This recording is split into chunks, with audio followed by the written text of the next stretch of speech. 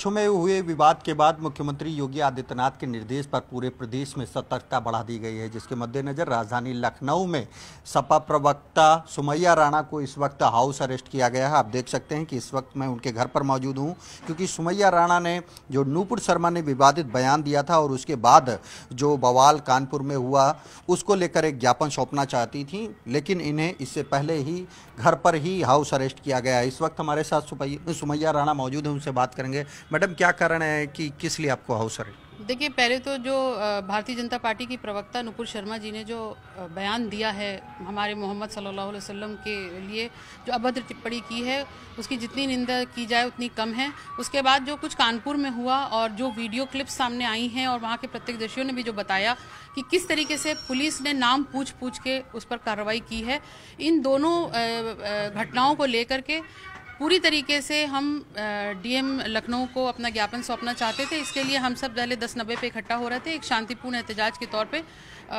वहाँ पे डीएम साहब के यहाँ जाके ज्ञापन सौंपना था।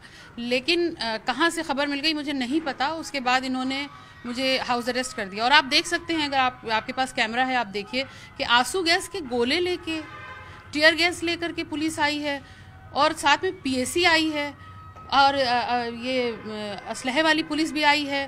तो मैं ये पूछना चाहती हूँ कि आप यहाँ पर एक महिला को हाउस अरेस्ट करने आए हैं या किसी क्रिमिनल को, हिस्ट्री शीटर को या आतंकवादी को आए हैं? आप देखिए कि पूरे घर को छावनी बनाया हुआ है।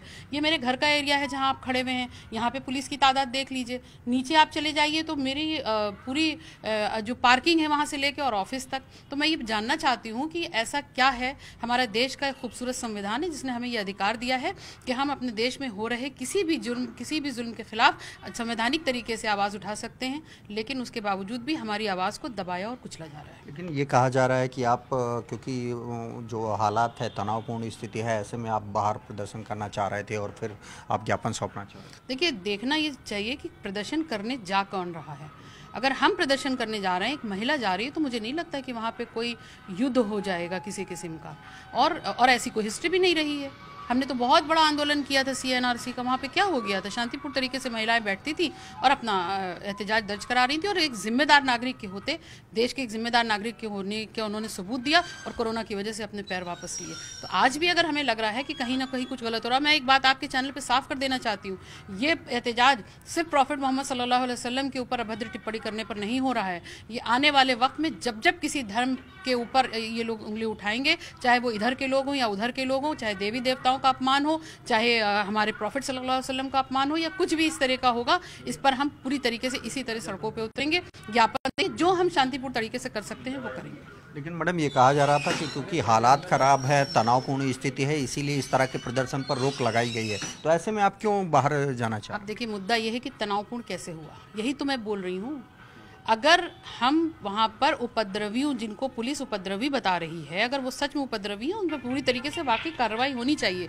लेकिन क्या आप ये नहीं लगता आपको कि इस तरह का जिसने बयान दिया है सबसे पहले कार्रवाई उस पर होनी चाहिए? अगर माहौल ख़राब करने की सबसे बड़ी जिम्मेदारी है तो फिर बीजेपी की प्रवक्ता के ऊपर है और उनके ऊपर कोई कार्रवाई नहीं होती है। मैं बता दूँ, उनके ऊपर कार्रवाई इसलिए नहीं होती है क्योंकि वो जिस पार्टी की प्रवक्ता हैं, उस पार्टी के बड़े कद्दावर नेता, चाहे हमारे प्रदेश के सीएम योगी आदित्यनाथ जी हों या कोई भी इस के उनके पार्टी के लोग हों, वो समय समय पर हमेशा इसी तरीके के बयान देते आए हैं। कभी अब्बा जान, भाई जान, चचा जान, मुस्लिम महिलाओं को मुस्लिम मर्दों ने चौराहों पे बिठा दिया है।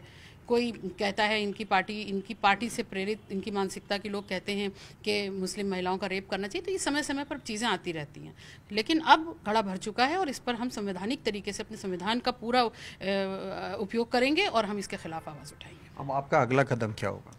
अब देखिए, फिलहाल तो मैं इन लोगों से घिरी हुई हूँ, आप देख सकते हैं। अब हम तय करेंगे कि अब देखिए, अब मुझे तो नहीं लगता इनसे मैं जीत पाऊंगी। अब मुझे ज्ञापन तो देना ही है। अभी मेरी बात हुई है एक आला अधिकारी से पुलिस के, उन्होंने ये कहा है कि आप मेरा कोऑपरेट करिए मुझे और मैं आपका ज्ञापन यहीं से दिलवा दूंगा। तो ये बात मेरी हुई है फिलहाल। जैसा कि आपने सुना, ये थी सुमैया राणा, जिनका कहना है कि जो ये विवाद कानपुर में हुआ है वो भाजपा प्रवक्ता नूपुर शर्मा के बयान के बाद हुआ है। ऐसे में वो उनके खिलाफ कार्रवाई की मांग कर रही थी, लेकिन उनको ऐसा करने से रोका गया है क्योंकि वो प्रदर्शन के लिए जा रही थी। ऐसे में आप देख सकते हैं कि उनको हाउस अरेस्ट किया गया है। उनका कहना है कि अब वो जो संवैधानिक तरीका है उसके तहत वो विरोध करेंगी ताकि इस तरह की घटनाएँ दोबारा ना हो।